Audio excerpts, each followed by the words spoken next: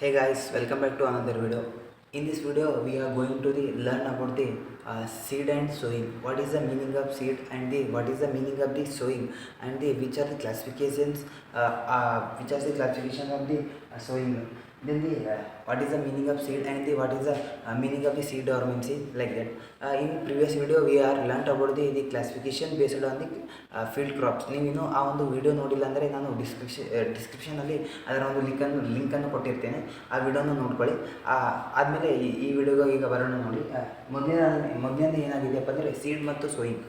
ಮೊದಲನೇದಾಗಿ definition of seed ನೋಡೋದಾದರೆ it is a plant embryo that contain food and productive coat. Seed ಅಂದ್ರೇನು, it is a part of plant. It is a part of plant embryo ಅಂತ ಹೇಳ್ಬೋದು. that containing the food and productive coat. It is a part of the plant embryo that containing the food and the productive coat. ಇದೊಂದು plant ಎಂಬ್ರಿಯೋದ ಒಂದು ಭಾಗವಾಗಿದೆ ಮತ್ತು ಅದು ಏನೇನು contain ಮಾಡ್ತದಪ್ಪ ಅಂದರೆ food ಮತ್ತು ಪ್ರೊಡಕ್ಟಿವ್ ಕೋಟು ಕಂಟೈನ್ ಮಾಡ್ತದೆ ಅಂತ ಹೇಳ್ಬೋದು. ಈಗ ಸೋಯಿಂಗ್ ಅಂದರೆ ಏನು ನೋಡೋಣ ನೋಡಿ. It is on art of the planning seed in the soil for good germination in the field. ಇದೊಂದು ಆರ್ಟ್ ಆಗಿದೆ. ಯಾವುದಕ್ಕೋಸ್ಕರ ಇದೊಂದು ಆರ್ಟ್ ಮತ್ತು ಪ್ಲಾನಿಂಗ್ ಮಾಡೋದಾಗಿದೆ. ಯಾವುದಕ್ಕೋಸ್ಕರ ಸೀಡನ್ನು ನಾವು ಭೂಮಿ ಒಳಗೆ ಹಾಕೋದಕ್ಕೋಸ್ಕರ. ಸೀಡನ್ನು ಭೂಮಿ ಒಳಗೆ ಯಾವುದಕ್ಕೋಸ್ಕರ ಹಾಕ್ತೀವಪ್ಪ ಅಂದರೆ ಈಗ ಒಂದು ಒಳ್ಳೆ ಬೆಳೆ ಬರಬೇಕು, ಒಳ್ಳೆ ಒಂದು ಗ್ರೋತ್ ಆಗಬೇಕು, ಒಳ್ಳೆ ಒಂದು ಇಳ್ಳು ಬರಬೇಕು, ಎಕನಾಮಿಕಲಿ ನಾವು develop ಆಗೋದಕ್ಕೋಸ್ಕರ. It is an art of the planting seed in the soil for good germination in the field. Good germination and productivity of the yield ಅಂತಲೇ ಹೇಳ್ಬೋದು. ಈಗ ಮೆಥಡ್ಸ್ ಆಫ್ ಸೋಯಿಂಗ್ನ ನೋಡೋದಾದರೆ ರಫ್ ಆಗಿ ನೋಡೋದಾದರೆ ಅದರಲ್ಲಿ ಮೇಜರಾಗಿ 4 ಕ್ಲಾಸಿಫಿಕೇಷನ್ ಆಗಿದೆ. ಇಲ್ಲಿ ನೋಡಿ, ಮೆಥಡ್ಸ್ ಆಫ್ ಸೋಯಿಂಗ್ನ ಬಂದುಬಿಟ್ಟೆ broadcasting, dibbling, seed dropping behind the plough, then the transplanting. ಈಗ ಒಂದೊಂದಾಗಿ ಇದರ ಒಂದು ಬ್ರೀಫಾಗಿ ಇದರ ಒಂದು ಕ್ಲಾಸಿಫಿಕೇಷನ್ ನೋಡ್ಕೊತ ಹೋಗೋಣ ಮುಂದೆ. ಈಗ ಮೊದಲೇ ರಫಾಗಿ ನೋಡ್ಬೋದಾದ್ರೆ ಬ್ರಾಡ್ಕಾಸ್ಟಿಂಗ್ ಅಂದರೆ ಈಗ ಏನು ವೀಟ್ ಆಗಿರ್ಬೋದು ಮತ್ತು ಅಕ್ಕಿ ಆಗಿರ್ಬೋದು ಅಥವಾ ಪ್ಯಾಡಿ ಆಗಿರ್ಬೋದು, ಹಿಂಗೆ ಬ್ರಾಡ್ಕಾಸ್ಟಿಂಗ್ ಮಾಡ್ತೀವಲ್ಲ ಚೆಲ್ಲೋದಕ್ಕೆ, ಅದಕ್ಕೆ ಒಂದು ಬ್ರಾಡ್ಕಾಸ್ಟಿಂಗ್ ಅಂತಾರೆ. ಅದೇ ರೀತಿಯಾಗಿ ಡಿಗ್ಲಿಂಗ್ ಅಂದರೆ ಹೋಲ್ ಮಾಡಿಬಿಟ್ಟು ಅದರೊಳಗೆ ಒಂದು ಸೀಡ್ ಹಾಕೋದು. Then the seed dropping behind the plough ಅಂದರೆ ಈಗ ಎತ್ತಿನಿಂದ ಒಂದು ಇಕ್ವಿಪ್ಮೆಂಟ್ ತೊಗೊಂಡು ನೇಗಿಲ್ ಥರ ಹೊಡ್ಕೊತ ಹೋಗಿ ಅದರ ಹಿಂದಿನಿಂದ ನಾವು ಒಂದು ಸೀಡನ್ನು ಹಾಕ್ತೀವಿ. ಇದೊಂದು ಟ್ರೆಡಿಷನಲ್ ವೇ ಆಗಿದೆ. ನಾವು ಇನ್ನೂ ಕೂಡ ಇದನ್ನು ಫಾಲೋ ಮಾಡ್ತೀವಲ್ಲ, ಅದಕ್ಕೆ seed dropping behind the flow ಅಂತ ಹೇಳ್ತಾರೆ. ಈಗ ಟ್ರಾನ್ಸ್ಪ್ಲಾಂಟಿಂಗ್ ಅಂದರೆ ಫಸ್ಟ್ ನಾವು ನರ್ಸರಿ ಒಳಗಡೆ ಒಂದು ಕ್ರಾಪ್ನ ಬೆಳವಣಿಗೆ ಮಾಡಿಬಿಟ್ಟು ಅದನ್ನು ಒಂದು ಸರ್ಟನ್ ಪೀರಿಯಡ್ವರೆಗೂ ಬೆಳವಣಿಗೆ ಮಾಡಿಬಿಟ್ಟು ಒಂದು ಸರ್ಟನ್ ಪೀರಿಯಡ್ ಆದಮೇಲೆ ಅದನ್ನು ಒಂದು ರಿಜಿಸ್ಟ್ರೇಷನ್ ಬಂದಮೇಲೆ ಅದಕ್ಕೆ ನಾವು ಒಂದು ಕ್ರಾಪ್ ಫೀಲ್ಡಲ್ಲಿ ಒಂದು ವರ್ಗಾವಣೆ ಮಾಡ್ತೀವಲ್ಲ, ದೆನ್ ಅದಕ್ಕೆ ಟ್ರಾನ್ಸ್ಪ್ಲಾಂಟಿಂಗ್ ಅಂತಾರೆ. ಈಗ ಒಂದೊಂದಾಗಿ ನೋಡೋಣ ನೋಡಿ. ಮೊದಲನೇ ಕ್ಲಾಸಿಫಿಕೇಷನ್ ಹೀಗಾಗಿದೆ ಬ್ರಾಡ್ಕಾಸ್ಟಿಂಗ್ ಅಥವಾ ರ್ಯಾಂಡಮ್ ಸೋಯಿಂಗ್. ಬ್ರಾಡ್ಕಾಸ್ಟಿಂಗ್ ಅಥವಾ random so, what is the meaning of ಅಥವಾ what is the definition of the broadcasting ಅಂತ ನೋಡಿದ್ರೆ ಸ್ಕ್ಯಾಟ್ರಿಂಗ್ ಆಫ್ ದಿ ಸೀಡ್ ಇಲ್ಲ ಸ್ಕ್ಯಾಟ್ರಿಂಗ್ ಆಫ್ ದಿ ಸೀಡ್ ಅದಕ್ಕಿಂತ ಮೊದಲು ನಮಗೆ ಈ ಒಂದು ನೋಡಿ ಅಂತ ಹೇಳ್ತೇನೆ. ಇದೊಂದು ಫೀಲ್ಡ್ ಅಂತ ಇಟ್ಕೊಳ್ಳೋಣ. ಈಗ ಈ ಫೀಲ್ಡಲ್ಲಿ ನಮಗೆ ಸೋಯಿಂಗ್ ಮಾಡಬೇಕಾಗಿದೆ. ಈಗ ಬ್ರಾಡ್ಕಾಸ್ಟಿಂಗ್ ಅಂದರೆ ಏನಪ್ಪ ಅಂದರೆ ಈಗೊಬ್ಬ ಫಾರ್ಮರ್ ಇರ್ತಾನೆ ಅಂತ ಇಟ್ಕೊಳ್ಳಿ. ಈ ಒಬ್ಬ ಫಾರ್ಮರ್ ಅಥವಾ ಪ್ಯಾಡಿ ಬೆಳೀತಿದ್ದಾನೆ ಅಥವಾ ವೀಟ್ ಬೆಳೀತಿದ್ದಾನೆ ಅಂತ ಯಾವುದೇ ಒಂದು ಕ್ರಾಪ್ನ ಬೆಳೀತಿದ್ದಾನೆ ಅಂತ ಇಟ್ಕೊಳ್ಳಿ. ಆ ಫಾರ್ಮರು ಬ್ರಾಡ್ಕಾಸ್ಟಿಂಗ್ ಮಾಡಬೇಕಾದ್ರೆ ಆ ಸೀಡ್ಗಳನ್ನು ತೆಗೆದುಕೊಂಡು ರ್ಯಾಂಡಮ್ ಆಗಿ ಯಾವುದೇ ಒಂದು ಏರಿಯಾದಲ್ಲಿ ಹಾಕ್ತಾನೆ. ರ್ಯಾಂಡಮ್ ಆಗಿ ಈ ಕಡೆಯಿಂದ ಸ್ಟಾರ್ಟ್ ಮಾಡಿರ್ಬೋದು, ಅಥವಾ ಈ ಕಡೆಯಿಂದ ಸ್ಟಾರ್ಟ್ ಮಾಡಿ ಈ ಕಡೆ ಹೋಗ್ತಾನೆ, ಈ ಕಡೆಯಿಂದ ಸ್ಟಾರ್ಟ್ ಮಾಡಿ ಈ ಕಡೆ ಹೋಗ್ತಾನೆ, ಅಥವಾ ಈ ಕಡೆಯಿಂದ ಸ್ಟಾರ್ಟ್ ಮಾಡಿ ಈ ಕಡೆ ಹೋಗ್ತಾನೆ. ಯಾವುದೇ ಒಂದು ದಿಕ್ಕಿನಿಂದ ರ್ಯಾಂಡಮ್ ಆಗಿ ಆ ಸೀಡ್ಗಳನ್ನು ಚೆಲ್ಲುತ್ತಾ ಹೋಗ್ತಾನೆ.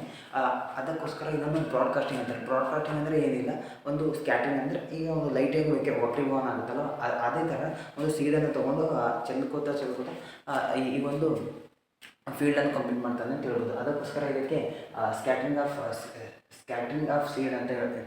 ಮತ್ತು ರ್ಯಾಂಡಮ್ ಸೋಯಿಂಗ್ ಅಥವಾ ಬ್ರಾಡ್ಕಾಸ್ಟಿಂಗ್ ಕೂಡ ಅಂತಾರೆ. ಇಲ್ಲಿ ನೋಡಿ, ಫಾರ್ ದಿ ಸ್ಮಾಲ್ ಸೀಡ್, ಇದು ಏನಾದರೂ ಸ್ಮಾಲ್ ಸೀಡ್ಗಳಿಗೆ ಅದು ಆಗಿದೆ ಅಂತ ಹೇಳ್ಬೋದು. Only for the small seeds. ಈಗ ಇದರ ಒಂದು ಅಡ್ವಾಂಟೇಜಸ್ ಏನಂತ ನೋಡಿ.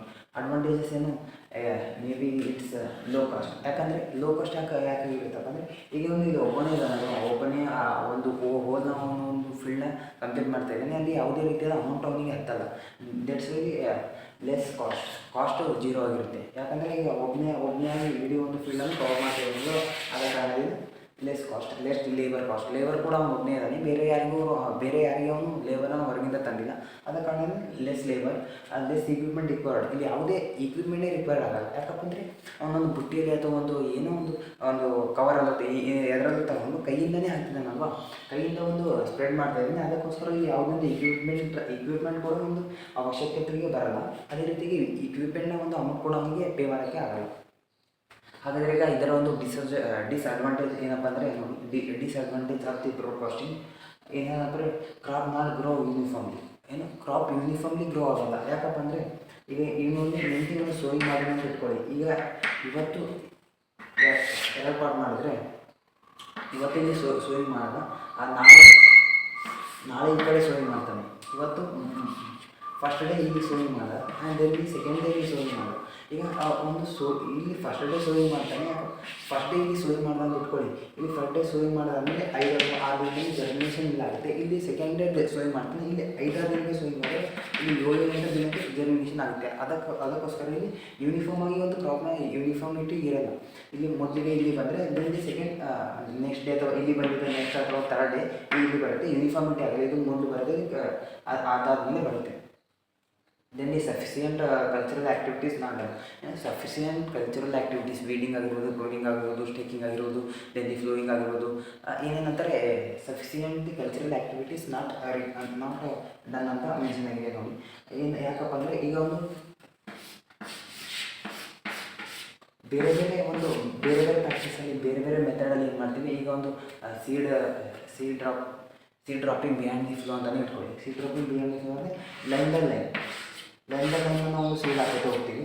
ಲೈನ್ನ ಸೀಡ್ ಹಾಕೋತಾ ಹೋದ್ಮೇಲೆ ಈಗ ಈ ಲೈನಲ್ಲಿ ಗ್ಯಾಪ್ ಇದೆ, ನಮಗೆ ಈ ಲೈನಲ್ಲಿ ವೀಡ್ ಬೆಳೆದಿದೆ ಅಥವಾ ಯಾವುದೇ ಒಂದು ರೀತಿಯ ಅನ್ವಾಂಟೆಡ್ ನಮಗೆ ಆ ಕ್ರಾಪಿಗೆ ಬಿಟ್ಟು ಅನ್ವಾಂಟೆಡ್ ಯಾವುದೊಂದು ಏನು ಸಸ್ಯ ಬೆಳೆದಿದೆ ಅದನ್ನು ಈಸಿಯಾಗಿ ನಾವು ರಿಮೂವ್ ಮಾಡ್ಕೋಬೋದು. ಈ ಥರ ಹೋಗಿ ರಿಮೂವ್ ಮಾಡ್ಕೋಬೋದು. ಮನುಷ್ಯನಿಗೆ ಹೋಗಿ ಅದು ಏನೋ ಇಕ್ವಿಪ್ಮೆಂಟ್ನ ಯೂಸ್ ಮಾಡಿಕೊಂಡು ಅದೊಂದು ನಾವು ಆ ಸಸ್ಯನ ಕಿತ್ತಾಕ್ಬೋದು ಅಂತ ಹೇಳ್ಬೋದು. ಈಗ ಇಲ್ಲಿ ನಾವು ಯೂನಿಫಾರ್ಮ್ ಆಗಿ ಗ್ರೋನೇ ಮಾಡಿಲ್ಲ.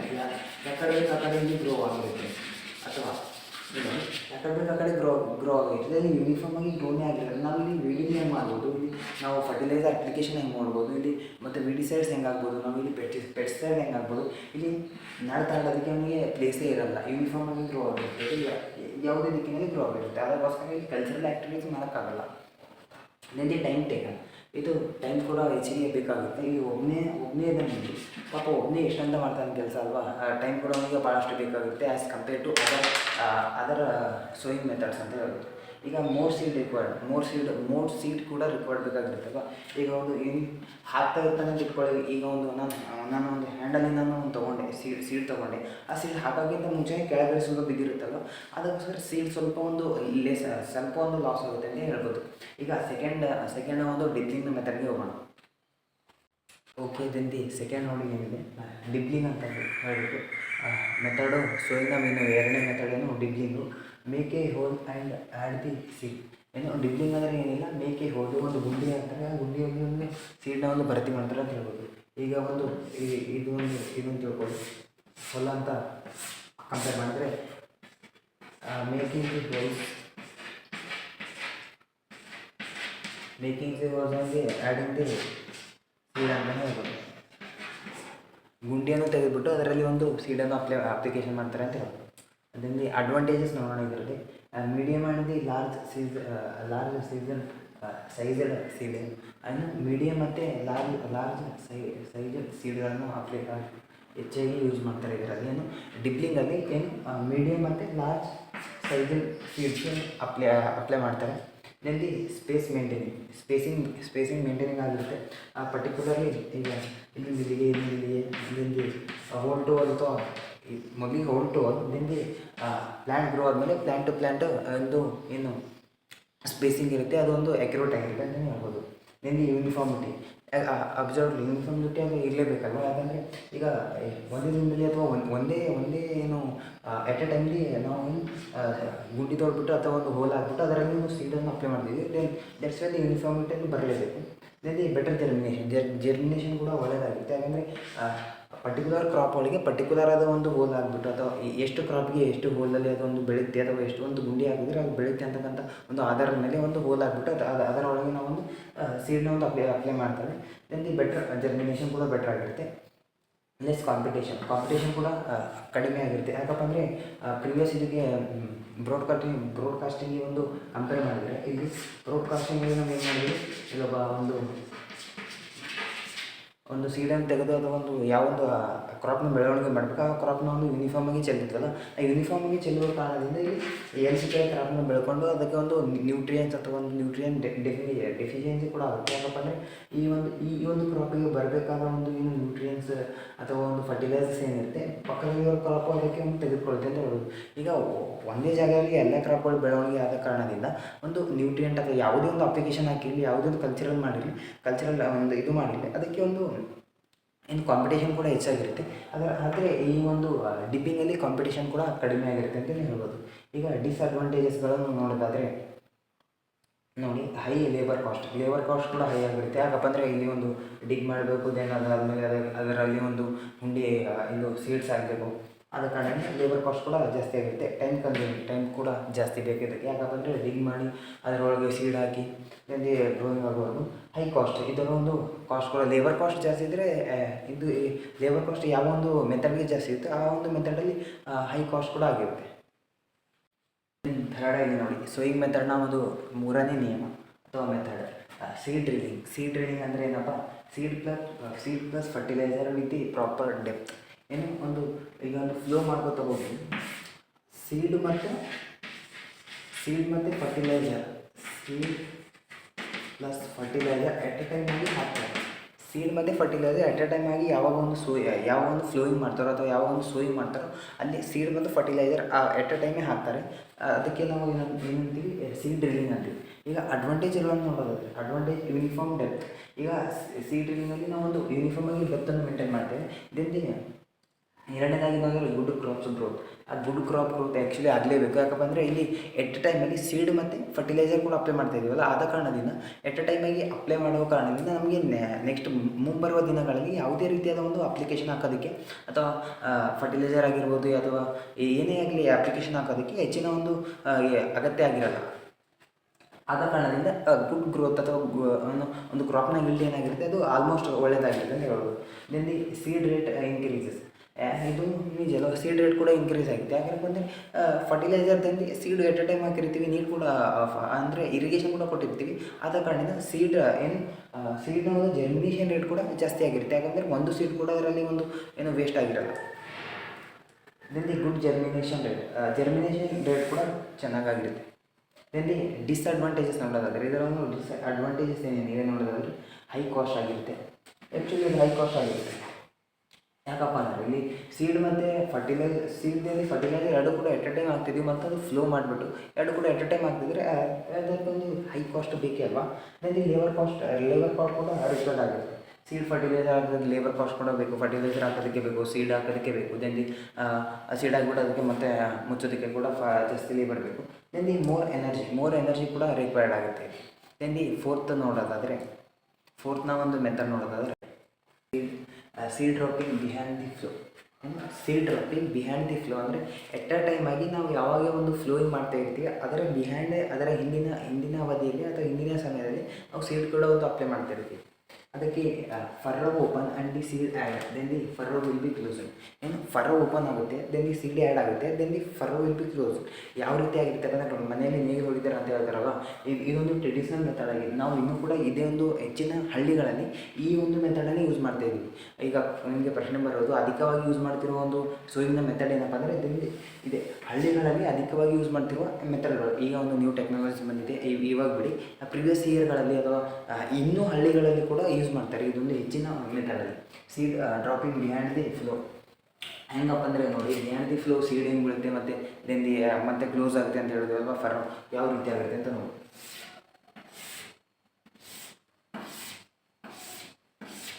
ಇದನ್ನು ನಾವು ಒಂದು ಲೈನ್ಸ್ ಅಂತ ಅಥವಾ ಫರ್ರೋಗಳಂತ ತಿಳ್ಕೊಂಡಿದ್ರೆ ಇಲ್ಲಿಂದ ನಾವು ಸ್ಟಾರ್ಟ್ ಮಾಡಿದ್ರೆ, ಇಲ್ಲಿಂದ ಸ್ಟಾರ್ಟ್ ಮಾಡ್ತಾ ಹೋಗಿದ್ರೆ ಈಗ ಮೊದಲಿಗೆ ನಾವು ಇಲ್ಲಿಂದ ಏನು ಓಪನ್ ಮಾಡ್ತೀವೋ ಫರ್ರೋ, ಈಗ ಇಲ್ಲಿಂದ ಈ ಒಂದು ಇದರಿಂದ ಫರ್ರೋ ಓಪನ್ ಆಯಿತು ಅಂತ ಇಟ್ಕೊಳ್ಳಿ.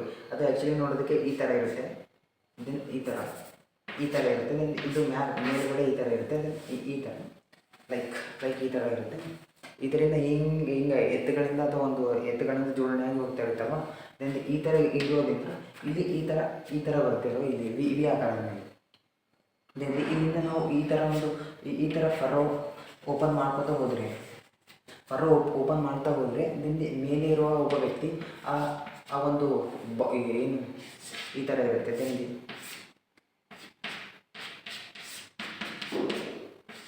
ಇಲ್ಲಿಂದ ಒಂದು ಸೀಲ್ಗಳನ್ನು ಅಪ್ಲೈ ಮಾಡ್ತಾರೆ. ಇದಕ್ಕೆ ಅಟ್ಯಾಚ್ ಆಗಿರುತ್ತೆ ಎರಡು. ಇಲ್ಲಿಂದ ಒಂದು ಸೀಲ್ಗಳನ್ನು ಅಪ್ಲೈ ಮಾಡ್ತಾ ಹೋಗ್ತಾರೆ. ಆ ಸೀಲ್ಗಳನ್ನು ಬೀಳ್ತಾ ಹೋಗ್ತೇವೆ ಈ ಒಂದು ಫ್ಲೋವಲ್ಲಿ. ಈ ಒಂದು ಫ್ಲೋವಲ್ಲಿ ಒಂದು ಸೀಲ್ಗಳನ್ನು ಬೀಳ್ತದೆ. ಈಗ ಒಂದು ಇಲ್ಲಿಂದ ಅಪ್ಲೈ ಮಾಡಬೇಕಲ್ವ ನಾವು. ಈಗ ಅದು ವಿ ಆಕಾರದಲ್ಲಿ ಇರುತ್ತಲ್ಲ, ಹೀಗಾಗಿ ವಿ ಆಕಾರದಲ್ಲಿ ಇದ್ದರೆ ಇಲ್ಲಿಂದ ಒಂದು ಅಪ್ಲೈ ಮಾಡಬೇಕಾದ್ರೆ ಈಗ ಇಲ್ಲಿಂದ ಒಂದು ಏನು ಫರ್ರೌಂಡ್ ಓಪನ್ ಮಾಡ್ತಾ ಬಂದಾಗ ಇಲ್ಲೇನು ಮಣ್ಣು ಬಂದಿರ್ತದೆ ಈ ಭಾಗದಲ್ಲಿನ ಮಣ್ಣು ಇದರ ಮೇಲೆ ಮುಚ್ಚೋದು.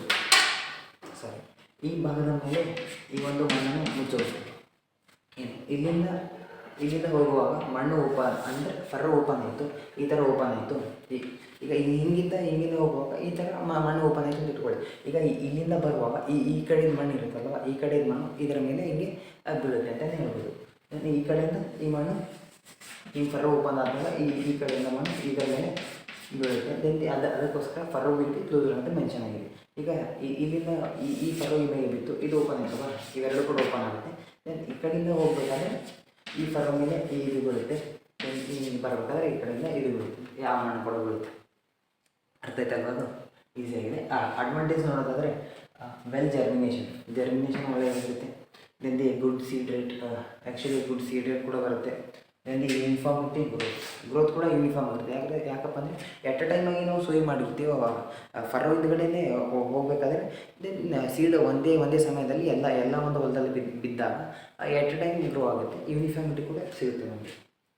Then the good germination rate ಕೂಡ ಜಾಸ್ತಿ ಆಗಿರುತ್ತೆ. ಡಿಸ್ಅಡ್ವಾಂಟೇಜ್ ಏನಪ್ಪ ಅಂದರೆ time consuming. Actually time consuming ಇದೆ ಇದು.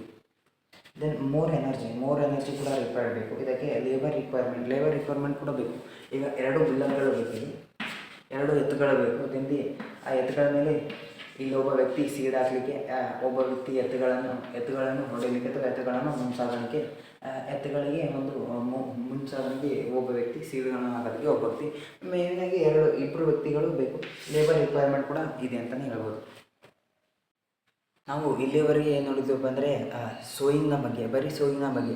What is the meaning, definition and the classifications of sowing. Then the brief explanation about the that classifications. Digging ಆಗಿರ್ಬೋದು, ಡ್ರಾಪ್ ಕಟಿಂಗ್ ಆಗಿರ್ಬೋದು, then the ಮತ್ತು ಬ್ರಾಡ್ಕಾಸ್ಟಿಂಗ್ ಆಗಿರ್ಬೋದು, ಹಲವಾರು ಒಂದು 4 ವಿಧಗಳ ಬಗ್ಗೆ ಒಂದು ಚರ್ಚೆ ಮಾಡಿದ್ದೆ. ಈ ಚಾಪ್ಟರ್ನ 2ನೇ ಹಂತ ನೋಡಬೇಕಾದ್ರೆ ಸೀಡ್ ಆ್ಯಂಡ್ ಸೋಯಿಂಗ್ ಚಾಪ್ಟರ್ನ ಹೆಸರು. ಸೋಯಿಂಗ್ ಈಗ ಮುಕ್ತಾಯ ಆಗಿದೆ. ದೆನ್ ದಿ ಸೀಡ್ನ ಬಗ್ಗೆ ಒಂದು ನೋಡೋಣ. Definition of the seed and the meaning of the seed and which are the classifications of the seed. Then the seed dormancy, factor of affecting the seed dormancy ಅಥವಾ ಒಂದು ಸೀಡ್ನ ಒಂದು germination ಆಗೋದಕ್ಕೆ factor ಏನೋ affect ಆಗುತ್ತೆ ಅಂತಕ್ಕಂಥದ್ದನ್ನು ಈ ಒಂದು 2ನೇ ಹಂತದಲ್ಲಿ ನೋಡ್ತೀವಿ. ಹಾಗಾದರೆ ನೋಡಿ, ಮೊದಲನೇದಿದೆ seed. What is the meaning ಅಥವಾ what is the definition of seed ಅಂತ ನೋಡಬೇಕಾದ್ರೆ, seed is a fertilised mature ovule ಟುಗೆದರ್ಲಿ covered with seed coat. Seed ಅಂತಕ್ಕಂಥದ್ದು ಏನಾಗಿದೆ, ಫರ್ಟಿಲೈಸ್ಡ್ ಮ್ಯಾಚುರ್ ಓವಲ್ ಆಗಿದೆ. ದೆನ್ ಟುಗೆದರ್ಲಿ ಕವರ್ಡ್ ವಿತ್ ಸೀಡ್ ಕೋಟನ್ನು ಕವರ್ ಕೋಟಾಗಿ ಮಾಡ್ಕೊಳ್ಳುತ್ತೆ ಅಂತ ಹೇಳ್ಬೋದು. ದೆನ್ ಮತ್ತೊಂದು ಅಥವಾ ಇದಿಲ್ಲ ಅಂತ ಮತ್ತೊಂದು ನೋಡೋದಾದರೆ, seed is a material which is use for the planting or generating purpose. Seed ಅಂತಕ್ಕಂಥದ್ದು ಒಂದು ಮಟೀರಿಯಲ್ ಆಗಿದೆ. ಯಾವುದಕ್ಕೋಸ್ಕರ ಯೂಸ್ ಮಾಡ್ತೀವಪ್ಪ ಅಂದರೆ ಆ ಪ್ಲಾಂಟಿಂಗೋಸ್ಕರ ಅಥವಾ ಜನರೇಷನ್ಗೋಸ್ಕರ ಅಥವಾ ಜರ್ಮಿನೇಷನ್ಗೋಸ್ಕರ ಯೂಸ್ ಮಾಡ್ತೀವಿ ಅಂತಲೇ ಹೇಳ್ಬೋದು. ಇಲ್ಲಿ ಕ್ಯಾರೆಕ್ಟರಿಸ್ಟಿಕ್ಸ್, ಇದು ಭಾಳಷ್ಟು ಇಂಪಾರ್ಟೆಂಟ್ ಆದ ಪ್ರಶ್ನೆ ಬರ್ಬೋದು ಎಕ್ಸಾಮಲ್ಲಿ. Characteristics of the good seed. ಒಂದು ಗುಡ್ ಸೀಡ್ ಆಗೋದಕ್ಕೆ ಅಥವಾ ಒಂದು ಒಳ್ಳೆಯ ಸೀಡ್ ಆಗೋದಕ್ಕೆ ಯಾವ್ಯಾವ ಕ್ಯಾರೆಕ್ಟರಿಸ್ಟಿಕ್ಸ್ಗಳು ಇರಬೇಕಂತ ನೋಡಿ. ಮೊದಲನೇದಾಗಿ high germination percentage. Exactly germination percentage ಕೂಡ ಹೈ ಆಗಿರಬೇಕು. ಯಾಕಂದರೆ ನಾವು ಸೀಡ್ ಆಗೋದಕ್ಕೆ ಒಂದು ಜರ್ಮಿನೇಷನ್ ಆಗೋಕ್ಕೋಸ್ಕರ ಅಲ್ವಾ, ಬೆಳೆ ಬೆಳೆಯೋದಕ್ಕೋಸ್ಕರ. That's high germination percentage. Free from the pest and disease. Exactly free from the pest and disease ಇರಲೇಬೇಕು. ಇಲ್ಲಾಂದರೆ ನಾವು ಸೀಡ್ ಹಾಕಿ ಅದೊಂದು ಏನು ಸಸ್ಯ ಆದಮೇಲೆ ಅದಕ್ಕೆ ಪೆಸ್ಟ್ ಮತ್ತು ಡಿಸೀಸ್ ಬಂದಮೇಲೆ ಆ ಸೀಡು ಮುಂದೆ ಹೋಗಿ ಫರ್ಟಿಲೈಸ್ ಆಗೋಲ್ಲ, ಅಥವಾ ಒಂದು ಅದಕ್ಕೊಂದು ಸೀಡ್ ಅಥವಾ ಒಂದು ಫ್ರೂಟ್ಸ್ ಏನೇ ಆಗಿರ್ಬೋದು, ಅವು ಒಂದು ಎಕನಾಮಿಕಲಿ ಇಲ್ಡ್ ಬರಲ್ಲ ಅಂತ ಹೇಳ್ಬೋದು ಪೆಸ್ಟ್ ಆ್ಯಂಡ್ ಡಿಸೀಸ್ ಅಟ್ಯಾಕ್ ಆಗುತ್ತೆ. Climatic resistance, exactly climatic resistance ಕೂಡ ಇರಬೇಕು. ಈಗ ಹೆವಿ ಈ ಇಂದಿನ ದಿನಮಾನಗಳಲ್ಲಿ ಮಳೆಗಾಲದಲ್ಲಿ ಮಳೆ ಬರ್ತಿಲ್ಲ, ಚಳಿಗಾಲದಲ್ಲಿ ಚಳಿ ಆಗ್ತಿಲ್ಲ, ಬೇಸಿಗೆಗಾಲದಲ್ಲಿ ಬಿಸಿಲೇ ಇರ್ತಿಲ್ಲ. ಅದಕ್ಕೋಸ್ಕರನೂ ವಾತಾವರಣ ಬೇರೆ ಆಗ್ತಿದೆ ಇಂದಿನ ಕಾಲದಲ್ಲಿ due to the our lifestyle, ಅಥವಾ ನಾವೊಂದು ಡಿಫಾರೆಸ್ಟೇಷನ್ ಏನೋ ಮಾಡ್ತೀವಿ.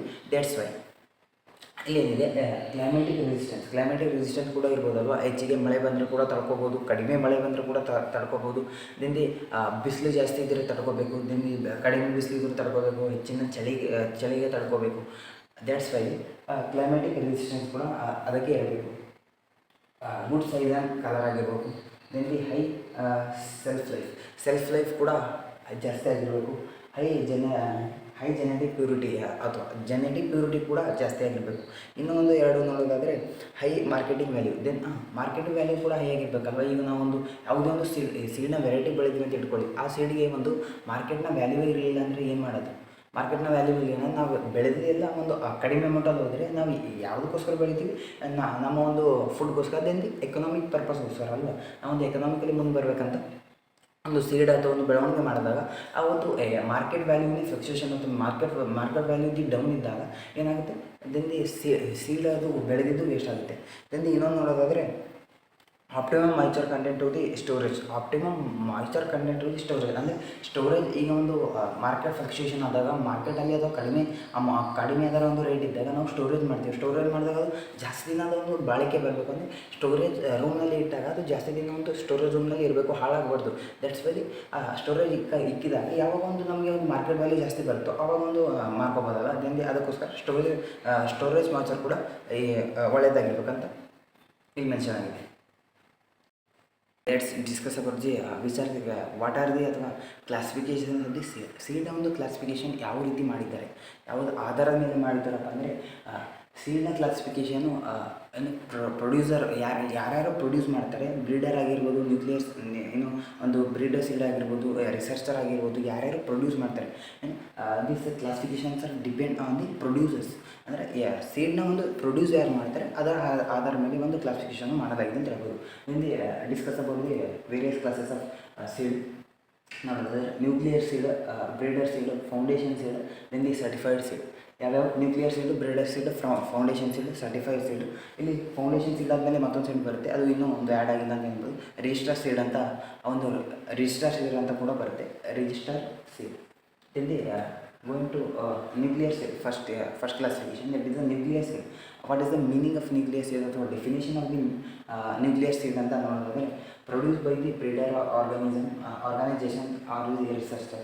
The seed which is produced by the breeder, which is produced by the breeder organizations, then the researcher.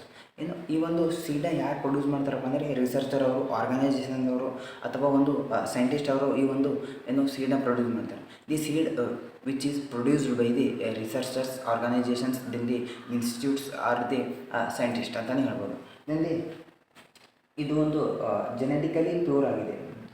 Genetic purity ನೋಡೋದಾದರೆ ಈ ಒಂದು ಸೀಡೊಂದು ಜೆನೆಟಿಕ್ ಪ್ಯೂರಿಟಿ 100% ಆಗಿದೆ. ದೆನ್ ದಿ ಫಿಸಿಕಲ್ ಪ್ಯೂರಿಟಿ ಕೂಡ 100% ಆಗಿದೆ. ಇದರ ಒಂದು ಟ್ಯಾಗ್ ಅಥವಾ ಒಂದು ಏನು ಸೀಡ್ಗಳಿಗೆ ಒಂದು ಕಲರನ್ನು ಕೋಟ್ ಮಾಡಿರ್ತಾರೆ. ಸೀಡಿಗಲ್ಲ, ಸೀಡ್ನ ಕವರ್ ಮೇಲೆ ಒಂದು ಕಲರನ್ನು ಕೋಟ್ ಮಾಡಿರ್ತಾರೆ. ಯಾಕಪ್ಪ ಅಂದರೆ ಆ ಒಂದು ಸೀಡು ನ್ಯೂಕ್ಲಿಯರ್ ಸೀಡು, ಬ್ರೀಡರ್ ಸೀಡು ಅಥವಾ ಫೌಂಡೇಶನ್ ಸೀಡು ಅಂತಕ್ಕಂಥ ತಿಳುವಳಿಕೆಗೋಸ್ಕರ ಇದಕ್ಕೆ ನ್ಯೂಕ್ಲಿಯರ್ ಸೀಡಿಗೆ ಯಾವುದೇ ರೀತಿಯ ಕಲರ್ ಇರಲ್ಲ, ನೋ ಕಲರ್ ಅಂತ ಮೆನ್ಷನ್ ಆಗಿದೆ. ಸೆಕೆಂಡ್ ಕ್ಲಾಸಿಫಿಕೇಷನ್ ನೋಡೋದಾದರೆ ಬ್ರೀಡರ್ ಸೀಡ್ನ ಡೆಫಿನೇಷನ್ ಏನಪ್ಪ ಅಂದರೆ produce from the nuclear seed. The breeder seed is nothing but the second version ಅಥವಾ ಪ್ರೊಡ್ಯೂಸ್ ಬೈ ದಿ ನ್ಯೂಕ್ಲಿಯರ್ ಸೀಡಿಂದ ಉತ್ಪತ್ತಿಯಾದ ಸೀಡ್ಗಳಿಗೆ ಏನು ಬ್ರೀಡರ್ ಸೀಡ್ ಅಂತ ಕರೀತಾರೆ. These seed are the produce by the ಬ್ರೀಡರ್ಸ್ನ ಸಹಾಯದಿಂದ ಈ ಒಂದು ಬ್ರೀಡರ್ ಸೀಡ್ ಪ್ರೊಡ್ಯೂಸ್ ಆಗುತ್ತೆ. ಅದಕ್ಕೋಸ್ಕರ ಅದಕ್ಕೆ ಒಂದು ಬ್ರೀಡರ್ ಸೀಡ್ ಅಂತ ಹೆಸರು ಬಂದಿದೆ. ಇದನ್ನು produce by the breeders. Genetic purity ನೋಡಿದ್ರೆ 100%. ದೆನ್ ದಿ ಫಿಸಿಕಲ್ ಪ್ಯೂರಿಟಿ ಕೂಡ 100% ಆಗಿದೆ. ಇದರ ಒಂದು ಟ್ಯಾಗ್ಲೈನ್ ನೋಡೋದು, ಟ್ಯಾಗ್ ಯಾವ ಒಂದು ಕಲರಿಂದ ಇರುತ್ತಪ್ಪ ಅಂದರೆ ಗೋಲ್ಡನ್ ಯೆಲ್ಲೋ ಕಲರ್. ಈಗ ಒಂದು ಯಾವ ಒಂದು ಸೀಡ್ನ ಪಾಕೆಟ್ ಮೇಲೆ ಗೋಲ್ಡನ್ ಯೆಲ್ಲೋ ಕಲರಿಂದ ಒಂದು ಟ್ಯಾಗ್ ಬಂದಿರುತ್ತೋ ಆ ಒಂದು ಗೋಲ್ಡನ್ ಯೆಲ್ಲೋ ಕಲರಿಂದ ಬಂದಿರತಕ್ಕಂಥ ಸೀಡ್ಗಳನ್ನು ನಾವು ಬ್ರೀಡರ್ ಸೀಡ್ ಅಂತ ಕರಿಬೋದು. ದೆನ್ ದಿ ನೆಕ್ಸ್ಟ್ ಥರ್ಡ್ ಟಾಪಿಕ್ನ ಒಂದು ನೋಡೋಣ. The third classification of seed is the foundation seeds. we are let's discuss about the foundations. What is the definition in the who are the producers of the foundation seeds ಅಂತ ಹೇಳ್ಬಿಟ್ಟು ಇಲ್ಲಿ ಈಗ foundation seed ಒಂದು definition ನೋಡೋದಾದರೆ ನೋಡಿ, form from the breeder seeds. Foundation seeds ಅಂತಕ್ಕಂಥದ್ದು ಯಾವ ಒಂದು ಬ್ರೀಡರ್ ಸೀಡಿಂದ ಫಾರ್ಮ್ ಆಗುತ್ತೆ ಅಂತ ಹೇಳ್ತಿದ್ದಾರೆ. Foundation seed are seeds which form by the breeder seed ಅಂತ ಹೇಳ್ಬೋದು. ದೆನ್ ಯಾರು ಪ್ರೊಡ್ಯೂಸ್ ಮಾಡ್ತಾರೆ ಈ ಒಂದು ಫೌಂಡೇಶನ್ ಸೀಡ್ ಒಂದು ಯಾರು ಪ್ರೊಡ್ಯೂಸ್ ಮಾಡ್ತಾರಪ್ಪ ಅಂದರೆ ಪಬ್ಲಿಕೇಶನ್ಸು, ಪ್ರೈವೇಟ್ ಸೆಕ್ಟರ್ಸ್ ಆಗಿರ್ಬೋದು. ಏನು ಪಬ್ಲಿಕೇಶನ್ಗಳಾಗಿರ್ಬೋದು, ಪ್ರೈವೇಟ್ ಸೆಕ್ಟರ್ಗಳಾಗಿರ್ಬೋದು. ಪ್ರೈವೇಟ್ ಸೆಕ್ಟರ್ ಮತ್ತು ಪಬ್ಲಿಕೇಶನ್ಗಳು ಈ ಒಂದು ಫೌಂಡೇಶನ್ ಸೀಡ್ನ ಒಂದು ಪ್ರೊಡ್ಯೂಸ್ ಮಾಡ್ತಾರೆ ಅಂತ ಹೇಳ್ಬೋದು. ಇದರಲ್ಲಿ ಫಿಸಿಕಲ್ ಪ್ಯೂರಿಟಿ ನೋಡೋದಾದರೆ ಇದರಲ್ಲಿ 99.5% ಫಿಸಿಕಲ್ ಪ್ಯೂರಿಟಿ ಆಗಿರುತ್ತೆ. ಇದರಲ್ಲಿ ಜೆನೆಟಿಕಲ್ ಅಥವಾ ಒಂದು ಜೆನೆಟಿಕಲ್ ಪ್ಯೂರಿಟಿ ನೋಡೋದಾದರೆ 99.5% ಆಗಿರುತ್ತೆ ಅಂತ ಹೇಳ್ಬೋದು. ಇದರಲ್ಲಿ ಟ್ಯಾಗ್ ಅಥವಾ ನಾವೊಂದು ಈ ಫೌಂಡೇಶನ್ ಸೀಡ್ ಒಂದು ಸೀಡನ್ನ ತೊಗೊಂಡ್ಕೊಂಡು ಅದು ಸೀಡ್ ಒಂದು ಪಾಕೆಟ್ ತೆಗೆದುಕೊಂಡು ಇದೇ ಫೌಂಡೇಶನ್ ಸೀಡ್ ಅಂತ ನಾವು ಯಾವ ಒಂದು ಆಧಾರ ಮೇಲೆ ಒಂದು ಗೆಸ್ ಮಾಡ್ಬೋದು, ಯಾವ ಒಂದು ಆಧಾರ ಮೇಲೆ ಅದನ್ನು ಗುರುತಿಸ್ಬೋದಪ್ಪ ಅಂದರೆ ಆ ಒಂದು ಟ್ಯಾಗ್, ಆ ಒಂದು ಟ್ಯಾಗ್ ಏನಿರುತ್ತೆ ಅದರಲ್ಲಿ ವೈಟ್ ಕಲರ್ ಟ್ಯಾಗ್ ಆಗಿರುತ್ತೆ. ಆ ಒಂದು ಟ್ಯಾಗ್ ಏನಿರುತ್ತೆ ವೈಟ್ ಕಲರ್ ಆಗಿರುತ್ತೆ ಅಂತ ಹೇಳ್ಬೋದು. ಇದರಲ್ಲಿ fourth classification is certified seed. Fourth classification is certified seed ಅಂತಲೇ ಹೇಳ್ಬೋದು. ಅದರಲ್ಲಿ ಡಿಸ್ಕಸ್ ಆಗ್ಬೋದು ಸರ್ಟಿಫೈಡ್ ಸೀಡ್ಸ್ ಅಂತ ನೋಡೋದಾದರೆ ನೋಡು, farmer from the foundation seeds and registered seed. ಏನು ಈ ಒಂದು ಸರ್ಟಿಫೈಡ್ ಸೀಡ್ ಯಾವ ಒಂದು ಸೀಡಿಂದ ಫಾರ್ಮ್ ಆಗಿರ್ತಪ್ಪ ಅಂದರೆ ಫೌಂಡೇಶನ್ ಸೀಡಿಂದ ಫಾರ್ಮ್ ಆಗುತ್ತೆ. ಇದರಲ್ಲಿ ರಿಜಿಸ್ಟರ್ಡ್ ಸೀಡ್ಗಳಿಂದ ಒಂದು ಏನು ಫಾರ್ಮ್ ಆಗಿರ್ತಕ್ಕಂಥ ಸೀಡ್ಗಳನ್ನು ನಾವು ಸರ್ಟಿಫೈಡ್ ಸೀಡ್ ಅಂತಲೇ ಹೇಳ್ಬೋದು. ನೋಡಿ, ಇದರ ಒಂದು ಟ್ಯಾಗ್ ಅಥವಾ ಈಗ ಒಂದು ಸರ್ಟಿಫೈಡ್ ಸೀಡು ನಾವು ಯಾವ ಒಂದು ಆಧಾರ ಮೇಲೆ ಇದೇ ಒಂದು ಸರ್ಟಿಫೈಡ್ ಸೀಡ್ ಅಂತ ಗೆಸ್ ಮಾಡ್ಬೋದಪ್ಪ ಅಂದರೆ ಆ ಒಂದು ಏನಿರುತ್ತೆ ಬ್ಲೂ ಕಲರ್ ಟ್ಯಾಗ್ ಆಗಿರುತ್ತೆ. ಒಂದು ಕವರ್ ಮೇಲೆ ಬ್ಲೂ ಕಲರ್ ಟ್ಯಾಗ್ ಆಗಿರುತ್ತೆ. ಆ ಒಂದು ಏನು ಬ್ಲೂ ಕಲರ್ ಟ್ಯಾಗ್ ಆಗಿರ್ತಕ್ಕಂಥ ಒಂದು ಏನು ಚಿಹ್ನೆ ಅಥವಾ ಒಂದು ಸೈನ್ ಆಧಾರ ಮೇಲೆ ನಾವು ಒಂದು ಸರ್ಟಿಫೈಡ್ ಸೀಡ್ ಅಂತ ಒಂದು ಗೆಸ್ ಮಾಡ್ಬೋದು. We are going to the learn about the seed dormancy. ನಾವು ಇಲ್ಲಿವರೆಗೆ ಏನೊಂದು ತಿಳುವಳಿಕೆ ಮಾಡ್ಕೊಂಡಿರೋದು ಏನು ಓದಿದ್ವಪ್ಪ ಅಂದರೆ ಸೀಡ್ ಆಗಿರ್ಬೋದು, ಸೋಯಿಂಗ್ ಆಗಿರ್ಬೋದು. ಆ ಒಂದು ಸೀಡ್ನ ಬಗ್ಗೆ ಇಲ್ಲಿ ಕೆಲವು ಕ್ಷಣಗಳಲ್ಲಿ ಸೀಡ್ನ ಬಗ್ಗೆ ಮತ್ತು ಅದರ ಒಂದು ಏನು ಸಂಪೂರ್ಣವಾದ ಉದಾಹರಣೆಗಳೊಂದಿಗೆ ಅದೊಂದು ಕ್ಲಾಸಿಫಿಕೇಷನ್ನೊಂದಿಗೆ ಅದರ ಒಂದು ಸಂಪೂರ್ಣವಾದ ಒಂದು ಅರ್ಥ ಮಾಡ್ಕೊಂಡಿದ್ದೇವೆ. We are going to learn the next part of the seed ಅಂತ ನೋಡೋದಾದರೆ seed dormancy. What is the meaning of seed dormancy, causes of seed dormancy.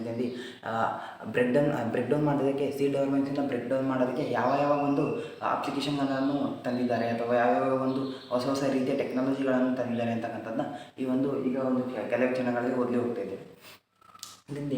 ಈಗ ಸೀಡ್ ಡಾರ್ಮೆನ್ಸಿ ಅಂತಕ್ಕಂಥದ್ದು ನೋಡಿ, the all environmental conditions are well but the seed not goes to germinate. ಏನಂತ mention ಆಗಿದೆ, all environmental ಅಂದರೆ ಎಲ್ಲ ನೇಚರ್ಗಳಲ್ಲಿ ಇರುವ ಗಾಳಿ ಅಥವಾ ಟೆಂಪ್ರೇಚರ್ ಆಗಿರೋದು, ಸಾಯಿಲ್ ಆಗಿರ್ಬೋದು, ಮಾಯ್ಚರ್ ಆಗಿರೋದು, ಆರ್ಗ್ಯಾನಿಕ್ ಮ್ಯಾಟರ್ ಆಗಿರ್ಬೋದು, ಎಲ್ಲ ಆಗಿರುತ್ತೆ. ಅಥವಾ ಅಂದರೆ ಎಲ್ಲ ಒಂದು ಉತ್ತಮ ರೀತಿಯಾಗಿರುತ್ತೆ. Seed not goes to germinate ಅಂದರೆ ಸೀಡು ಜರ್ಮಿನೇಟ್ ಆಗಲ್ಲ. ಯಾಕಪ್ಪ ಅಂದರೆ ಅದನ್ನು ಮುಂದಿನ ಒಂದು ಅವಧಿಯಲ್ಲಿ ನೋಡ್ತೀವಿ. ಈಗ ಒಂದು ನೋಡಿ, ಈಗ ನಾವೊಂದು ಸಾಯಿಲ್ ಅಂತ ಕನ್ಸಿಡರ್ ಮಾಡ್ತೀವಿ. ಇದು ಸಾಯಿಲ್ ಅಂತ ಕನ್ಸಿಡರ್ ಮಾಡಿದಾಗ ಈಗ ನಾವೊಂದು ಬೀಜ ಬಿತ್ತನೆ ಮಾಡಿರ್ತೀವಿ. ಬೀಜ ಬಿತ್ತನೆ ಮಾಡಿರುತ್ತೆ ಅಂತ ಇಟ್ಕೊಳ್ಳಿ. ಆ ಬೀಜ ಬಿತ್ತನೆ ಮಾಡಿದಾಗ ವೆಲ್ ಆರ್ಗ್ಯಾನಿಕ್ ಮ್ಯಾಟರ್ ಇರುತ್ತೆ, ಕಂಟೆಂಟ್ ಮತ್ತು ನೀರು ಇರುತ್ತೆ, ಇರಿಗೇಷನ್ ಕೊಟ್ಟಿರ್ತೀವಿ, ಮತ್ತು ಲೈಟ್ ಎಷ್ಟು ಚೆನ್ನಾಗಿರುತ್ತೆ, ಟೆಂಪ್ರೇಚರ್ ಚೆನ್ನಾಗಿರುತ್ತೆ, ಎಲ್ಲ ಒಂದು ಎನ್ವಿರಾನ್ಮೆಂಟಲ್ಲಿ ಕೂಡ ಒಂದು ಚೆನ್ನಾಗಿರುತ್ತೆ. Seed nots going to the germinate it's.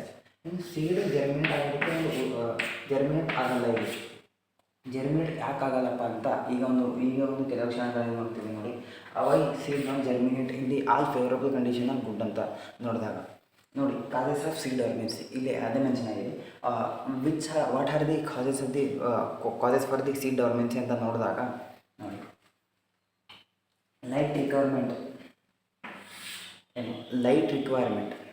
ಈಗ ನಮಗೆ ಒಂದು ಸೀಡ್ನ ನಾವು ಭೂಮಿಯಲ್ಲಿ ಸೀಡ್ನ ಭೂಮಿಯಲ್ಲಿ ಸೋ ಮಾಡಿದಾಗ ಎಷ್ಟು ಬೇಕೋ ಅಷ್ಟೇ ಲೈಟ್ ಬೇಕು ನಮಗೆ. ಅಧಿಕವಾಗಿ ಲೈಟ್ ಕೊಡಬಾರದು, ಕಡಿಮೆ ಲೈಟ್ ಕೊಡಬಾರದು, ಡಿಕ್ರೀಸಿಂಗ್ ಹಾಕ್ಕೊಡ್ಬೇಕು. ಈಗ ಒಂದು ಸೀಡ್ನ ಅಪ್ಲೈ ಮಾಡಿದಾಗ ಈಗ ಒಂದು ಸನ್ಲೈಟ್ ಯಾವಾಗ ಬರಬೇಕು, ಒಳ್ಳೆ ರೀತಿಯಾಗಿ ಸನ್ಲೈಟ್ ಬಂದಾಗ ಈ ಒಂದು ಸೀಡ್ ಆಟೋಮೆಟಿಕ್ಕಾಗಿ ಒಂದು ಫೇವರಬಲ್ ಆಟೋಮೆಟಿಕ್ಕಾಗಿ ಒಂದು ಜರ್ಮಿನೇಟ್ ಆಗುತ್ತೆ. ಸೀಡ್ ಇಲ್ಲ ಅಥವಾ ನಾವು ಈ ಸೀಡ್ ಮಾಡಿರ್ತಕ್ಕಂಥ ಟೈಮ್ ಕೂಡ ಇಲ್ಲಿ ಒಂದು ಭಾಳಷ್ಟು ಮುಖ್ಯ ಆಗಿರುತ್ತೆ. ಈಗ ಒಂದು ಸೀಡ್ ನಾವು ಜರ್ಮಿನೇಟ್ ಯಾವಾಗ ಮಾಡಬೇಕಂದ್ರೆ ಎರಡು ಅಥವಾ 1 PM ಅಂತ ಮಧ್ಯಾಹ್ನ 2 ಮತ್ತು 1 ಗಂಟೆಗೆ ಮಾಡಿದಾಗ ಸೀಡ್ನ ಒಂದು ಜರ್ಮಿನೇಷನ್ ಆಗೋ ಕ್ವಾಂಟಿಟಿ ಭಾಳ ಕಡಿಮೆ ಆಗಿರುತ್ತೆ. ಆದ ಕಾರಣ ಇದನ್ನು ನಾವು ಸೀಡ್ನ ಜರ್ಮಿನೇಷನ್ ಯಾವಾಗ ಮಾಡಬೇಕಪ್ಪ ಅಂತ ನೋಡಿದಾಗ early morning time late evening early morning ಟೈಮನ್ನು ಮಾಡಿ ಅಥವಾ ಲೇಟ್ ಈವ್ನಿಂಗ್ ಟೈಮನ್ನು ಮಾಡಿ. ಯಾಕಂದರೆ ಅವಾಗ ಸೂರ್ಯ ಇನ್ನೂ ಅರ್ಲಿ ಮಾರ್ನಿಂಗ್ ಟೈಮಲ್ಲಿ ಸೂರ್ಯ ಇನ್ನೂ ಚೇತರಿಸಿಕೊಳ್ಳುತ್ತಾನೆ. ಅರ್ಲಿ ಲೇಟ್ ಈವ್ನಿಂಗ್ ಟೈಮ್ ಅಂದರೆ ಸೂರ್ಯ ಮುಳುಗಲು ಒಂದು ಸಮಯ ಆಗಿರ್ತಕ್ಕಂಥದ್ದು. ಅಲ್ಲಿ ಒಂದು ಟೆಂಪ್ರೇಚರ್ ಲೈಟು ಭಾಳಷ್ಟು ಕಡಿಮೆ ಆಗಿರುತ್ತೆ, ಇದು ಭಾಳಷ್ಟು ಕಡಿಮೆ. ಅರ್ಲಿ ಮಾರ್ನಿಂಗಲ್ಲಿ ನೀವೊಂದು ಜರ್ಮಿನೇಷನ್ ಮಾಡಿದಾಗ ಲೈಟ್ ವಿಲ್ ಬಿ ಮಧ್ಯಾಹ್ನ ಅಥವಾ ಒಂದು ಸಾಯಂಕಾಲದವರೆಗೂ ಲೈಟ್ ವಿಲ್ ಬಿ ಕಮ್ಮಿ ವೆಲ್ ಅಂತ ಹೇಳ್ಬೋದು. Good temperature. ಇಲ್ಲಿ ಟೆಂಪ್ರೇಚರ್ ಕೂಡ ಒಂದು ಮ್ಯಾಟ್ರ್ ಆಗುತ್ತೆ. ಟೆಂಪ್ರೇಚರ್ ಕೂಡ ಒಂದು ಮ್ಯಾಟ್ರ್ ಆಗುತ್ತೆ. ಯಾವ ಥರಪ್ಪ ಅಂತ ನೋಡೋದಾದರೆ ಟೆಂಪ್ರೇಚರ್ ಯಾವ ಥರ ಮ್ಯಾಟ್ರ್ ಆಗುತ್ತೆ. ಸೀಡ್ನ ಒಂದು ಜರ್ಮಿನೇಷನ್ ಮಾಡಿರ್ತೀವಿ. ಇದರಲ್ಲಿ ಈಗ ಒಂದು ಟೊಮೆಟೊ ಸೀಡ್ನ ತಗೊಳ್ಳಿ. ಟೊಮೊಟೊ ಸೀಡ್ನ ಒಂದು ಜರ್ಮಿನೇಟ್ ಮಾಡಿದ್ದು ಇಟ್ಕೊಂಡಿದ್ವಿ. ಟೊಮೊಟೊ ಸೀಡ್ನ ಒಂದು ಜರ್ಮಿನೇಟ್ ಮಾಡಿದಾಗ ಇದಕ್ಕೆ ಒಂದು ಇನ್ಕ್ರೀಸ್ ಅಥವಾ ಅದರ ಒಂದು ಸೀಡ್ನ ಬೆಳವಣಿಗೆ ಆಗಲು ವೆಲ್ ಫೇವರೇಬಲ್ ಕಂಡೀಷನ್ ಬೇಕು, ಅಥವಾ ಒಂದು ಟೆಂಪ್ರೇಚರ್ ಅದಕ್ಕೆ ಕಡಿಮೆ ಆಗಿರಬೇಕು. ಈಗ ನಾವು ಬೇಸಿಗೆಗಾಲದಲ್ಲಿ ಟೊಮೊಟೊ ಬೆಳೆದಾಗ ಅದೊಂದು ಜಾಸ್ತಿ ಟೆಂಪ್ರೇಚರಿಂದ ಅದು ಬೆಳೆಯಲು ಸಾಧ್ಯನೇ ಇಲ್ಲ. ಆದ ಕಾರಣದಿಂದ ಟೆಂಪ್ರೇಚರ್ ಕೂಡ ಒಂದು ಒಳ್ಳೆಯ ಕಾಲೇಜ್ ಫಾರ್ ಸೀಡ್ ಆರ್ಗನ್ಸಿಂಗ್ ಅಂತ ಹೇಳ್ಬೋದು. ಟೆಂಪ್ರೇಚರ್ ಕೂಡ ವೆಲ್ ಆಗಿರಬೇಕು. ಇಲ್ಲಿ ಸೀಡ್ ಕೋಟ್ ಎಫೆಕ್ಟ್ ಅಂತ ಹೇಳ್ಬಿಟ್ಟು ಈಗ ಇದು ಯಾವುದೋ ಸೀಡನ್ನು ತೆಗೆದುಕೊಂಡಾಗ ಈಗ ಏನು ಅಪ್ಪರ್ ಪೋರ್ಷನ್ ಏನಾಗಿರುತ್ತೆ ಸೀಡ್ ಕೋಟ್ ಭಾಳಷ್ಟು ಥಿಕ್ ಆಗಿರ್ಬೋದು. ಯಾಕಪ್ಪ ಅಂದರೆ ಭಾಳಷ್ಟು ಥಿಕ್ಕಾಗಿದ್ದಾಗ ಅದು ಒಂದು ಜರ್ಮಿನೇಷನ್ ಪೀರಿಯಡ್ ಏನಾಗುತ್ತೆ ಅದು ಹೊರಟೋಗುತ್ತೆ. ಯಾವ ಥರ ಅಂದರೆ ಈಗ ಒಂದು ಸೀಡ್ ಭಾಳಷ್ಟು ಥಿಕ್ಕಾಗಿದ್ದಾಗ ಥಿಕ್ಕಾಗಿರ್ತಕ್ಕಂಥ ಸೀಡಿಂದ ಒಂದು ಜರ್ಮಿನೇಷನ್ ಪಾರ್ಟ್ ಬಂದಿರುತ್ತಲ್ಲ, ಆ ಒಂದು ಜರ್ಮಿನೇಷನ್ ಪಾರ್ಟ್ ಬರೋದಕ್ಕೆ ಭಾಳಷ್ಟು ಲೇಟ್ ಆಗುತ್ತೆ. ಜರ್ಮಿನೇಷನ್ ಪಾರ್ಟ್ ಒಂದೊಂದು ಸಾರಿ ಬರೋದೇ ಇಲ್ವ. ಆದ ಕಾರಣದಿಂದ ಸೀಡ್ನ ಕೋಟ್ ಕೂಡ ಭಾಳಷ್ಟು ಮೀಡಿಯಮ್ ಆಗಿರಬೇಕು. ಮೀಡಿಯಮ್ ಫಾರ್ ದಿ ಜರ್ಮಿನೇಷನ್ ಅಂತ ಮೀಡಿಯಮ್ ಆಗಿರಬೇಕು. ಇದರಲ್ಲಿ ಫೋರ್ತ್ ನೋಡೋದಾದರೆ ಇಮ್ಯಾಚೂರ್ ಎಂಬ್ರಿಯೋ. ವೆಲ್ ಮೆಚೂರ್ಡ್ ಎಂಬ್ರಿಯೋನ ಒಂದು ಸೀಡನ್ನು ತೆಗೆದುಕೊಂಡಾಗ the germination percentage will be increase. The inhibitors ನೋಡಿ, ಸೀಡ್ನಲ್ಲಿರುವ ಇನ್ಹಿಬಿಟರ್ ಕೂಡ ಒಳ್ಳೆಯ ಉದಾಹರಣೆಯಾಗಿದೆ for the causing of the seed dormancy ಅಂತಲೇ ಹೇಳ್ಬೋದು. The water variation. Of course water variation it is one of the point will decrease ಅಥವಾ causes the seed dormancy ಅಂತ ಹೇಳ್ಬೋದು. water increasing and decreasing will be one of the point for the seed dormancy. Then the depth of the sowing ನ depth. ಈಗ ರಾಗಿ ಅಥವಾ ಮಿಲಿಯಟ್ಸ್ ಇದೆ ಅಂತ ಇಟ್ಕೊಳ್ಳಿ. ಮಿಲಿಯಟ್ಸ್ನ ಆಳವಾದ ಡೀಪಲ್ಲಿ ಸೋಯಿಂಗ್ ಮಾಡಿದಾಗ ಅದು ಚೇತರಿಸಿಕೊಳ್ಳೋದು ಅಥವಾ ಜರ್ಮಿನೇಷನ್ ಆಗಲ್ಲ, ಅದಕ್ಕೆ ಸಾಧ್ಯವೇ ಇಲ್ಲ.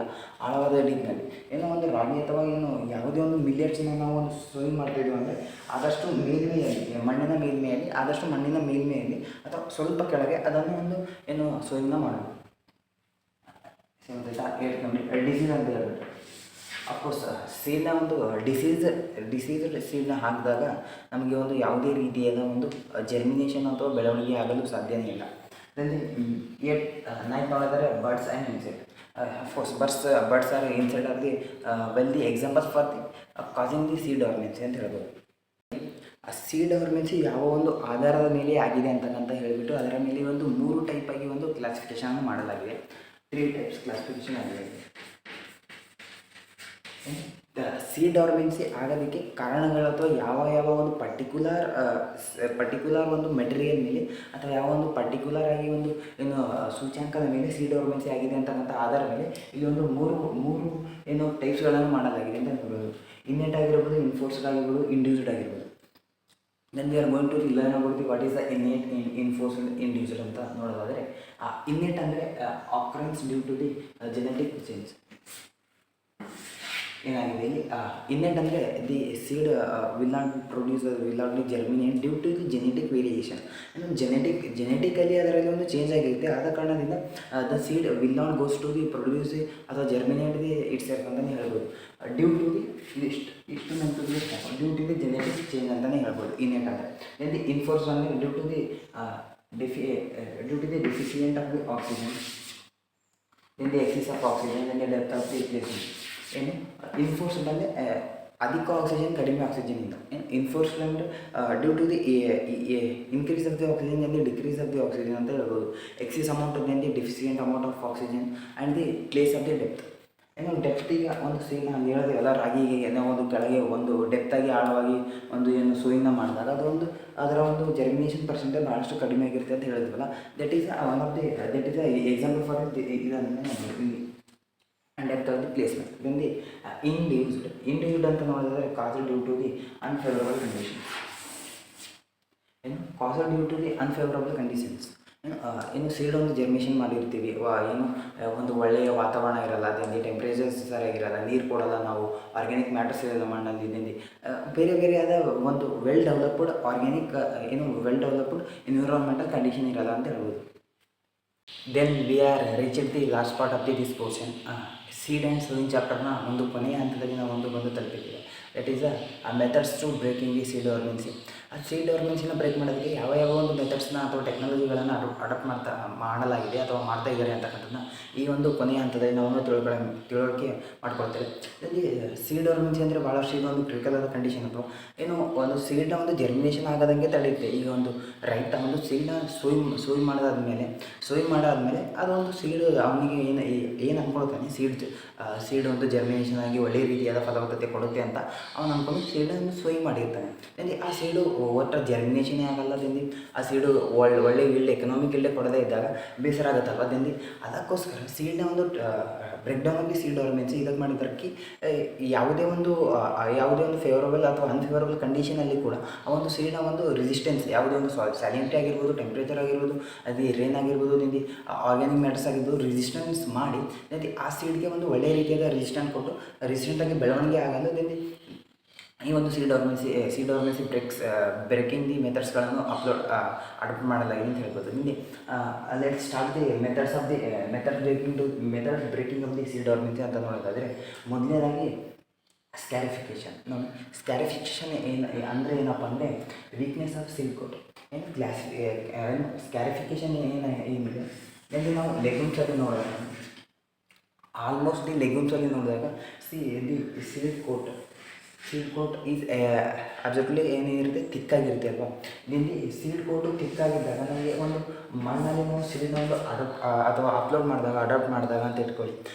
ಈ ಸೀಡ್ ಕೋಟ್ನ ಬಿಚ್ಚಲಿಕ್ಕೆ ಅಥವಾ ಸೀಡ್ ಕೋಟ್ನ ಹೊಡೆಯೋದಕ್ಕೆ ಭಾಳಷ್ಟು ಟೈಮ್ ತಗೊಳುತ್ತೆ ಇದು.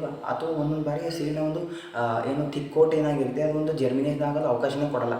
That's why they are implemented the techniques like that the scarification. That is a weakness of the seed coat. ಈ ಸೀಡ್ ಕೋಟ್ ಏನಿರುತ್ತೆ ಆ ಔಟರ್ ಪೋರ್ಷನ್ನ ಒಂದು ಸೀಡ್ನ ಒಂದು ಏನು ಜರ್ಮಿನೇಷನ್ ಮಾಡೋಕ್ಕಿಂತ ಮೊದಲು ಆ ಒಂದು ಸೀಡ್ ಕೋಟಿಗೆ ಒಂದು ಥಿಕ್ ಆಗಿರ್ತಕ್ಕಂಥ ಸೀಡ್ ಕೋಟಿಗೆ ಥಿನ್ನಾಗಿ ಅಥವಾ ಒಂದು ವೀಕ್ನೆಸ್ ಮಾಡತಕ್ಕಂಥ ಒಂದು ಟೆಕ್ನಿಕನ್ನು ನಾವು ಏನಂತ ಕರಿತೀವಿ, ಸ್ಕ್ಯಾರಿಫಿಕೇಷನ್ ಅಂದರೆ ಏನಿಲ್ಲ, the method which is used only in the legumes. That is before going to the germination then do the before going to the germination that do the thickness of the seed. ಅಂದರೆ ಸೀಡ್ನ ಒಂದು weakness of the ಸೀಡ್ನ ಮಾಡ್ತಕ್ಕಂಥದ್ದಕ್ಕೆ ನಾವು ಸ್ಕ್ಯಾರಿಫಿಕೇಷನ್ ಅಂತ ಹೇಳ್ತೀವಿ ಅಂತ ಹೇಳ್ಬೋದು.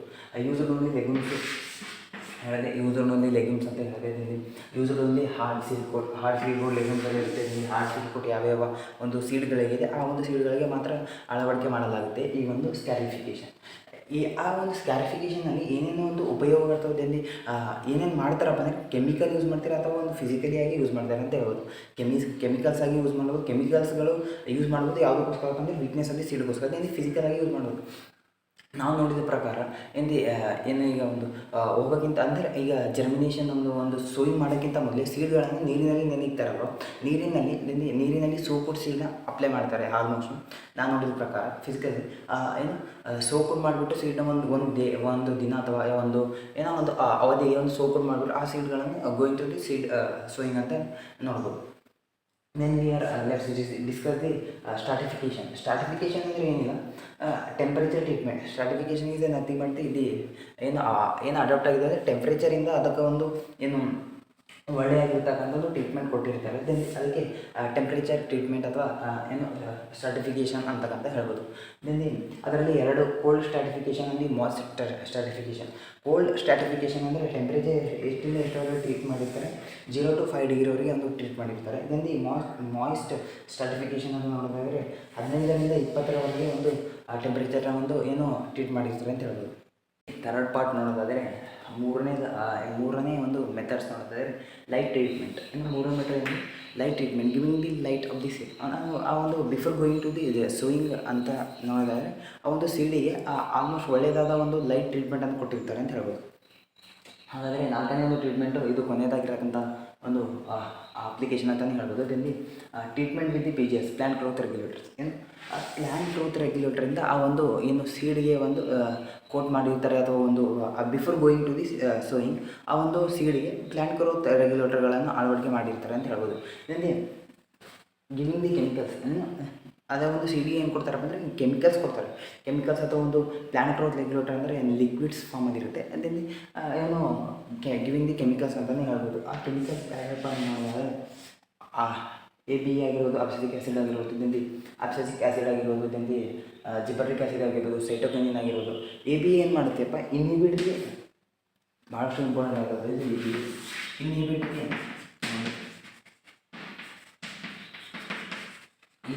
Dormancy. ABE ಅಂತಕ್ಕಂಥದ್ದು ಏನು ಮಾಡುತ್ತಪ್ಪ ಅಂದರೆ ಇನ್ಹಿಬಿಟ್ ದಿ ಡಾರ್ಮೆನ್ಸಿನ ತಡೆ ಹಿಡಿಯಲು ಆಲ್ಮೋಸ್ಟ್ ಒಳ್ಳೆಯದಾದ ಒಂದು ರೀತಿಯ ಒಂದು ಕೆಲಸ ABE ಮಾಡುತ್ತೆ, ಅಬ್ಸಿಸಿಕ್ ಆ್ಯಸಿಡ್ ಅಂತಕ್ಕಂಥದ್ದು. ನೋಡಿ ಅದಾದಮೇಲೆ GA ಕೊಟ್ಟಿದ್ದಾರೆ. ದೆನ್ ದಿ ಸೈಟೋಕಿನಿನ್ ಅಂತಕ್ಕಂಥದ್ದು. ಆಲ್ಮೋಸ್ಟ್ ಇಲ್ಲಿಯವರೆಗೆ the seed and sowing chapter almost complete ಆಗಿದೆ ಅಂತ ಅಂದ್ಕೋತೀನಿ. ಇನ್ನೂ ಏನಾದರೂ ಟಾಪಿಕ್ಸ್ನ ಮಿಸ್ ಆಗಿದ್ದರೆ ನಿಮ್ಮ ಒಂದು university to university topics almost same ಆಗಿರುತ್ತೆ, ಸ್ವಲ್ಪ ವೇರಿ ಆಗಿರುತ್ತೆ. ಆದ ಕಾರಣಕ್ಕೆ ಒಂದೆರಡು ಟಾಪಿಕ್ಗಳು ಮಿಸ್ ಆಗಿದ್ದರೆ ದೆನ್ ಕಾಮೆಂಟ್ ಬಾಕ್ಸಲ್ಲಿ ಕಮೆಂಟನ್ನು ಹಾಕಿ. ದೆನ್ ಮುಂದಿನ ವೀಡಿಯೋಗಳಲ್ಲಿ ಯಾವ ಒಂದು ಏನು ಟಾಪಿಕ್ ಮಿಸ್ ಆಗಿದೆ ಆ ಟಾಪಿಕ್ನ ಹೇಳೋದು ಒಂದು ಪ್ರಯತ್ನ ಪಡ್ತೇನೆ. ಇಲ್ಲಿವರೆಗೆ ವೀಡಿಯೋ ನೋಡ್ತಕ್ಕಂಥ ನನ್ನ ಎಲ್ಲ ವೀಕ್ಷಕರೇ ಪೂರ್ವಕ ಧನ್ಯವಾದಗಳು. ಇಲ್ಲಿ ಮುಂದಿನ ವೀಡಿಯೋದಲ್ಲಿ ಮತ್ತೆ ಸಿಗುವ. ಈ ಒಂದು ಏನು ಸೀಡ್ ಆ್ಯಂಡ್ ಸೋಯಿಂಗ್ ಚಾಪ್ಟರ್ ಅಥವಾ ಒಂದು ಫಂಡಮೆಂಟಲ್ಸ್ ಆಫ್ ಅಗ್ರೋನಮಿನ ಒಂದು ಕನ್ನಡ ವರ್ಷನ್ ಏನಿದೆ ನಿಮ್ಮ ಒಂದು ಫ್ರೆಂಡ್ಸ್ಗಳಿಗೂ ಒಂದು ಶೇರ್ ಮಾಡ್ಕೊಳ್ಳಿ ಅಂತ ಹೇಳ್ತಾ ಈ ಒಂದು ಇಲ್ಲಿಗೆ ಮುಗಿಸ್ತೇನೆ. ನಮಸ್ಕಾರ.